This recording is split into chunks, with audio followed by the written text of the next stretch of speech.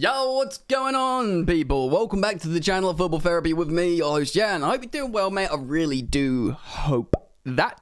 Welcome back to Chelsea News, the daily series here on the channel Football Therapy, where I reflect on what's been said about Chelsea, giving you my opinion on it, mate. More importantly, of course, asking for yours. The wonderful world of Chelsea Football Club down in southwest London. Lots happening, mate. Chelsea are looking for a striker. Chelsea are looking for a centre-back. Chelsea are looking for wing-back cover. Oh my giddy aunt, Chelsea looking to sign Frenkie De Jong are very interested as the story develops. We're going to dip into that today. Settle in, get comfortable. Thank you for dropping a like. I really appreciate that from you, mate. Over 3,000 would be nice. Just the click of a button. You're welcome to subscribe. Should you choose to do so, mate, you can hit that sweet, sweet bell, baby. This video is brought to you by SPITCH Fantasy Football. Oh yeah, we all love fantasy football. We're all obsessed with football. Have you checked out SPITCH yet, though? Because SPITCH utilizes OptiStats, or you could say optimizes. Which is great. It rewards the thinking man for good footballing choices in fantasy football. It's free, although you can also wager money on it. It's 18 plus, and as you can see in season modes here, there's a prize pool, 2,500 for the free one, and of course, much more for the paid one. I believe 50 grand, but it just pops down on the screen, and I can no longer see it. It is 50 grand. There you go. Check out SPITCH now by clicking the link in the top of the description, man. Yeah, why not? Just click it. Wicked. Back in the studio outside Stamford Bridge. Right, where do we start? Firstly, on attackers. Of course, pour one out for Timo Werner. No, he's not dead, but he's returned to RB Leipzig on a deal that can go to like £25 million. I was wrong yesterday when I said he's been here for 3 years. He's been here for 2 years. Look, man, Timo Werner won't reflect negatively on his time at Chelsea. He'll reflect negatively on how he performed generally, but man came to Chelsea, won the Super Cup, Carbao Cup, and Champions League in 2 years. And played a lot of football in that time. He didn't just always ride the bench, by the way. The fans loved him. The fans supported him. He generally had a bit of fun. You know, he wasn't miserable. He was like a happy-go-lucky kind of guy. Do you know what I mean? So, yeah, I think it will reflects positively. There is, of course, stories that he had a fallout with Thomas Tuchel behind the scenes towards the end. I know Nazar Kinsella reported on that. So, you know, there is that. But I don't think anything particularly nasty. If you look at his goodbye messages, he wrote a really nice goodbye letter to the Chelsea fans, open letter. You know, all the Chelsea teammates were like wishing him a good luck, sending sort of happy, sad emojis on social media. So, you know, the main thing, massive, well, good luck to him, of course, but massive wages off the book, man. £275,000 per week. Him and Romelu Lukaku, two highest attacking earners by far, now off the books. Smart thing to do, you know, straight away. The new ownership, Todd Boehly, Clearlake, Egbali, that whole crew, what they want to do for Chelsea moving forwards is they want to do a lot of structured bonus related, you know, pay packages. For example, a really good example is Harry Kane at Tottenham. His basic's good, but it's not insane. You know, it's not like perhaps what you'd imagine would reflect the quality of Harry Kane is. But he does get paid a lot of money at Tottenham purely because he always meets this like goal and assist quota. So it's basically an incentive to score goals and do well. And that's what they were going to do with these new players at Chelsea, with these new attackers at least. Maybe the same for clean sheets and stuff for defenders, etc. So that's really, really important and a really good thing to do. What's that? So at the moment, it's Lukaku and Werner out the door, the two high earners. Now, what could follow is Callum Hudson-Odoi on the loan, potentially a full permanent exit, which is something we've discussed before, and indeed Hakim Ziyech. Now, Ziyech, I was listening to Matt Law on the London is Blue podcast talk about this. He still wants to go. It's not like, oh, okay, these guys have gone now, maybe I've got more of a chance. He didn't feature in the game against Everton when, you know, kids were coming off the bench like Gallagher and Brewer and stuff. So he'll be thinking, nah, bun this, I'm out, mate. I want to go and be a starter. And he absolutely has the quality to be a starter. But to let him go, Chelsea need to buy at least one attacker. And then you could be like, all right, we've had 3 out and 3 in, or even 4 out and 3 in with Callum Hudson-Odoi. You could probably get away with 4 out, 3 in, purely because we had too many attackers. So you could be out would be Lukaku, Werner, Hudson-Odoi, Ziyech, and the 3 in would be Raheem Sterling, Armando Broja, who of course is still just like a returning lonely kid, and then you could say one more, whether that be, Aubameyang or whoever. So let's talk about that. Pierre-Emerick Aubameyang being heavily linked to Chelsea. I'm just going to read an article quickly here of Caught Offside to give you some insight. The changing hands of Chelsea Football Club has bred a chaotic transfer window for the Premier League club as the Blues look to recruit in all areas. Todd Boehly has been covering multiple roles until now, and although the American is doing a commendable job, he is, I think.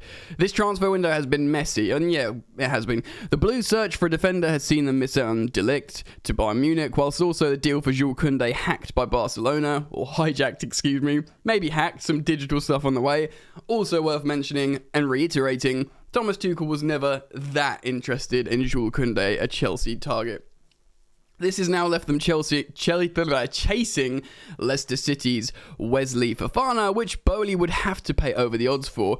Pause. True, but Thomas Tuchel does really, really want Wesley Fofana. Certainly a lot more than he personally would have wanted Jules Koundé, which is a positive for Chelsea. And you guys know my opinion on Wesley Fofana. I think he could be insanely good. Chelsea also saw their biggest signing for last summer, Lukaku, depart for Milan. Yeah, that's true. And they've been searching for someone to replace him over the last few weeks, which has led them to Barcelona's Pierre-Emerick Aubameyang. Fabrizio Romano reported Chelsea's interest in Aubameyang a week ago, and writing in his exclusive column for Caught Offside, the transfer guru has given an update on the Blues' hunt for the forward. Romano said this: Aubameyang is happy at Barca, and he may have a chance to stay. Chelsea are interested since 1 week and will soon decide whether to make a proposal. I believe that the relationship with Thomas Tuchel and Aubameyang from their time together at Dortmund is a key factor. So if Abba were to go to Chelsea, I think it would be a very intriguing deal. Should Chelsea submit a bid, it would be interesting to see what the forward decides, as his starting spot at Barcelona is now filled with Robert Lewandowski. As Romano says, his relationship with Tuchel will be a big factor. I agree, it sounds interesting. I don't think he's got like a particularly emotional allegiance to Arsenal that would prevent him from coming to Chelsea to play for Thomas Tuchel. In fact, the way things ended at Arsenal with, Mikel Arteta stripping him of the captaincy and it all going a bit sour, probably would even make him think, you know what, sod it then, I'll go to Chelsea and I'll show him in the Premier League. He's won golden boots before in the Premier League. He's not a long-term solution. It would be very much, right, it's goal scorer now, Broja, what you got, also put the feelers out in Europe for the next season or two for a new striker, etc., etc. How was Kai Havertz developing as a striker? This, that, and the other gives Chelsea more options and indeed more time to do things. The situation with Barcelona is, of course, the aforementioned Robert Lewandowski is the elite superstar Ballon d'Or contender. He will be starting. And then the rotational options behind him would be both Memphis Depay and Pierre-Emerick Aubameyang, of which they will let one go. They won't let both go, or so I understand it. So, like Spanish reporters are saying. Of course, out of the two, Chelsea would like Pierre-Emerick Aubameyang because of the relationship between Tuchel and Aubameyang. But I think Depay has been offered to Chelsea. He is an option for Chelsea. He's obviously younger. But whether that is good or bad, you might want Aubameyang to drop in now as a better goal scorer and then bring in a better long-term option than Memphis Depay. Memphis Depay would probably represent more expense as well long-term because of longer contract with wages, maybe a bigger transfer fee because of his age, etc., etc. I need to just quickly check how old Depay is because in my head he's 28, yeah, so he's in sort of nearly the sweet spot, and he's not 29 till February. So yeah, Depay would represent a more expensive acquisition and a more of a long-term sort of commitment. But yeah, Aubameyang's a really interesting one to keep an eye on. And bearing in mind, something else Matt Laws said that was really interesting. Yes, it's late generally in the window, but it's still the first 10 days of the final month. Now, if this was January, for example, it would be very early in the window, and you'd be waiting for the last 10 days for the deals to happen, not the first 10 days. So, we're in the first third of the final month, not the last third, and a lot of deals get done then when people assess their options, and when the days close in, they go, right, now let's do the business. Granted, it's not ideal when you've started a season and you want to get going, but that's the situation we're in. So, yeah, comment your thoughts on Aubameyang down below. Let's move on. Keep it on Barca and talk about Frenkie De Jong. Oh, Frankie. Now, this is the situation, of course. I'm not going to give you the full lowdown on Barcelona, but it's friggin' mental. They're trying to stake a criminality in his contracts now to try and get him to revert to his previous contract, which is more favourable financially for them. There's been a lot of stuff that seems like bullying from Barcelona to Frenkie De Jong. It's absolutely wild, man. Of course, Barcelona agreed a transfer fee for him to go to Manchester United that was favourable financially for them. Erik ten Hag would want him to rebuild his midfield. He simply just doesn't want to go to Manchester United, which is funny, but we can put a pin in that. That story is done. He wants to stay at Barca. Now, that's the situation. He's an Ajax kiddie, total football. He's Dutch.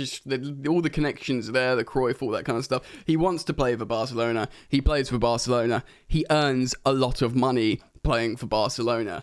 And he loves living in Spain. Who wouldn't want to live in Barcelona?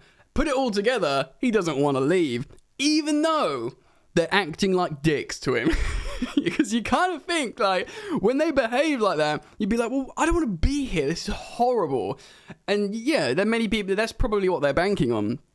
But yeah, all the aforementioned positive reasons is enough for him to say, look, I want to stay, man. And this will all blow over, and I'll be a Barcelona midfielder. I'm playing under Xavi. We'll win stuff again, and my dreams will be reformed.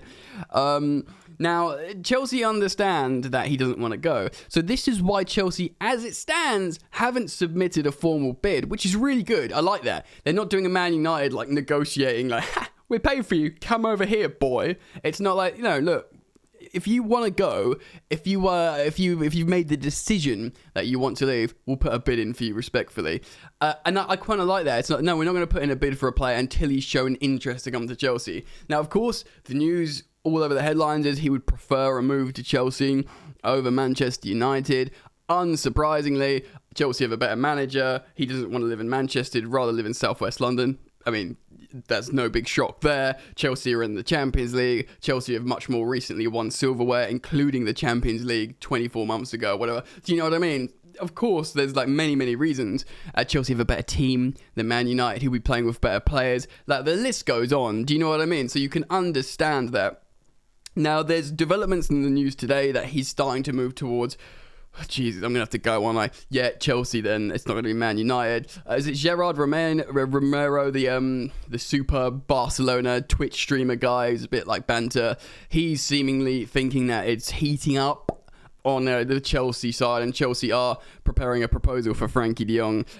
It's about all together it will be £75 million, but that will be considering adding bonuses as well. So the straight up transfer fee initially would be in the 60s, which for Frenkie De Jong is pretty favourable. Do you know what I mean? That is a reasonable deal for Frenkie De Jong. Of course, they just want money. They want their priority is his wages off their books and a transfer fee for him, and then they can register their new signings to La Liga. That's what they need to do, because their amortised fee for Frenkie De Jong is like £35 million a year or something crazy. Do you know what I mean? So that if they get rid of him, their problems are solved by all accounts. Part of me is like, well, stay there and, just spite Barcelona because they've behaved so poorly. That's a load of fun. Let's just laugh at that. And we don't really need you just yet. But then part of me is like, well, this is an opportunity to sign an excellent midfielder. One, by the way, that I look at and I think, do we really, is this what we need? Are you a 6-6 player? Because your pressing numbers are, by the way, non-existent. Go look at his scouting report. And if he gets linked, we will do that, of course, here on the channel. Of course he's quality, but is he what we want? Surely we wanted more of a conventional CDM, but then again, maybe he replaces Kante long term as that sort of roaming box to box creator and ball carrier. He won't tackle like Kante, but maybe, that the role that Kante plays in the double six isn't about tackling anymore because you've got a back three behind you. Do you know what I mean? So we'll see what happens. If you get him, great. It's Frenkie De Jong at Chelsea. It's more quality. Kante and Jorginho in their 30s.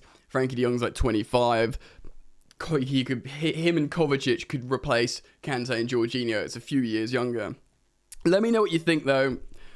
Comment down below on everything we've spoken about today, please. I want to get the collective fan opinion. How do you feel about Frenkie De Jong and Aubameyang and exits? Check out SPITCH. Click the link in the description. Thank you for dropping a like. If you're yet to do so, please consider it. And subscribe if you're new. See you very soon. Peace.